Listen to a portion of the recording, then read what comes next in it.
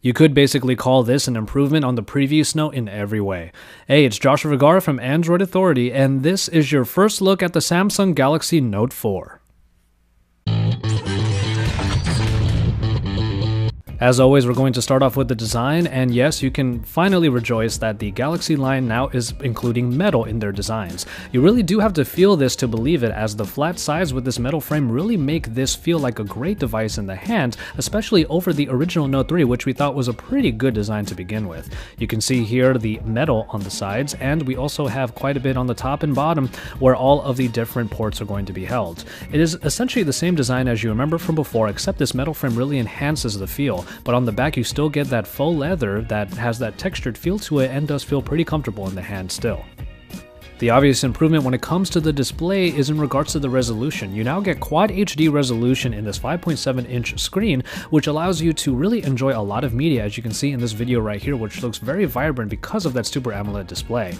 And on top of all of that, you also get a pixel density of over 500 pixels per inch, which makes for a great experience when it comes to text. In the short time we've already had to play with the Galaxy Note 4, we really enjoyed what we were seeing when it came to this display.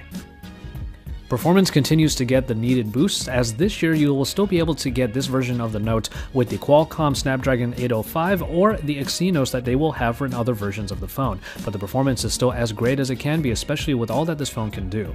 Speaking of the hardware, we do get an extra microphone on this phone this time, with 2 on the bottom and 1 on the top, as you're seeing right now. What this allows is for selective recording, where you will be able to put the phone down and it will be able to detect the voices and sounds of 8 different directions in order for you to turn off or turn on various voices.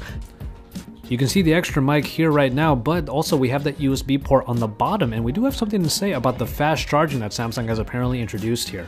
While we weren't able to really test it ourselves, apparently it will get up to half a charge in 30 minutes, which we're super excited to test out. And then we move on to the cameras, which have their own improvements as well. It's a 16 megapixel resolution on the rear-facing camera, but now it also comes with Smart OIS. And I know that optical image stabilization is huge for a lot of you smartphone photographers out there, but the front-facing camera has also been bumped up to 3.7 megapixels and an f1.9 aperture to really make the selfie game a lot better for all of you. What you're seeing here is a 120-degree selfie mode, which allows you to use a panorama mode to get everyone in your shot, so you will be able to get the best selfies that you can possibly get.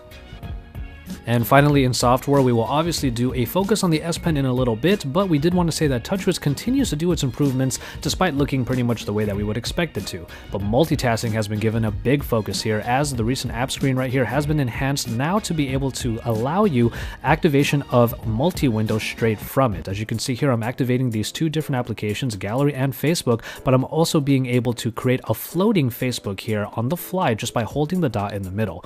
You will see that multitasking has really become a bit streamlined because you can go in between all of these different modes, especially on the fly, even with apps like the camera. And the app list for multi-window and floating apps has been expanded somewhat to allow you to be able to use a lot of different applications at once in any way or fashion that you choose.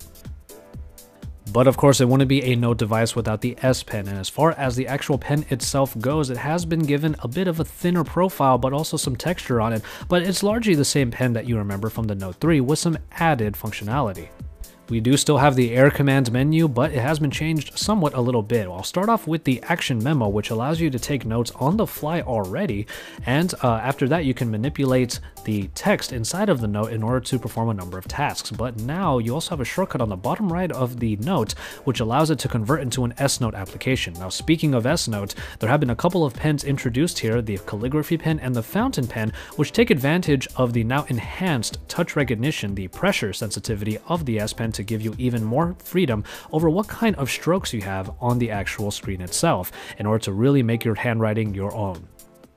Voice memos, typed notes, and handwritten notes are all still par for the course when it comes to the Note device, but probably the biggest enhancement here has been the Snap mode. It is an addition that allows you to snap a picture of any surface that has, let's say, handwriting on it, and it will be able to recognize what is handwriting and what can be used as images. And I'm doing that exactly here with my notes, in which the section on design that you can see will be manipulable, much like handwriting is in the S-Note application.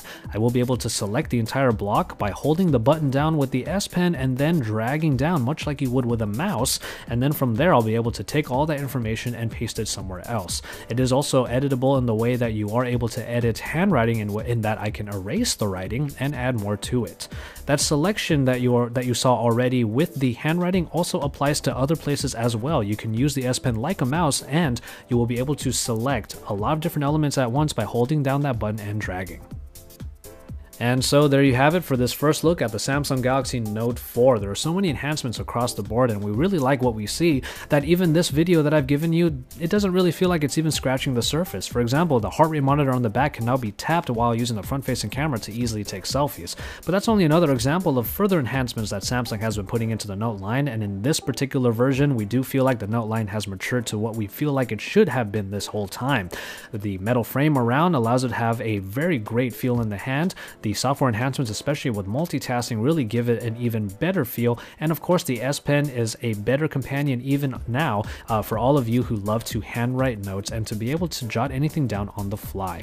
Stay tuned to Android Authority for all of the best coverage of the Samsung Galaxy Note 4. We will have plenty more for you, especially with our coverage at IFA and also at Samsung's Unpacked event, where we will see even more devices that Samsung is putting out for this year. So until then, keep it tuned here at Android Authority, because we are your source for all things Android.